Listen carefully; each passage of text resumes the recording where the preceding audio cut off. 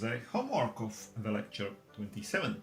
So in this lecture we talked about the multitude of values, and of course we can only have a homework of the first type of those multitudes because we haven't yet introduced the array, which will be the solution for the second type of those multitudes. So the homework formulation is as follows. User enters, let's say, 10 integers, print out the difference between the largest one and the smallest one of those entered integers. So let's see an example here. For example, user can enter integers like that, 5, -8, 0, and so on. And in this case, we will print out number 27, which is the difference between the largest one of those integers, which is 17, and the smallest one, which is -10. Of course, it should be clear that you don't have to store all those 10 values simultaneously in the memory. So try to do it yourselves now and then come back for the solution.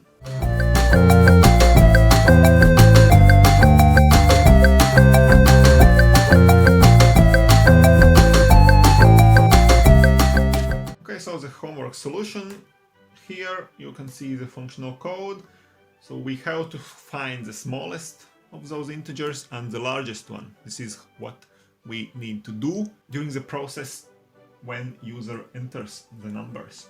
So here we can see the for loop where user enters numbers one by one. We don't need to store all those values simultaneously, so we just need one variable x, and within the for loop, which happens exactly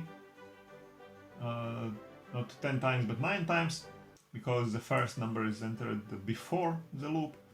So before the loop we enter the first integer as the value of smallest, so we assume that the first entered number will be the smallest and also the largest, because we also assign to the variable largest the same value.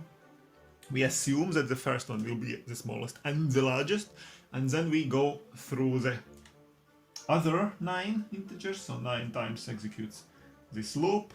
User enters again the next value y, and now we check within this if command, we check whether or not x, just entered number, is larger than the largest so far. And if it's so, we just assign to the largest the new largest value.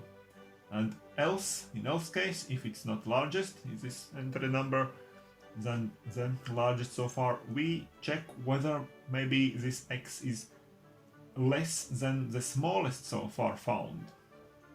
And if it's so, we have found a new smallest number, we assign to this variable smallest the new smallest value x. So after each entered number, we check whether or not this is either larger than largest so far or smaller than the smallest so far found.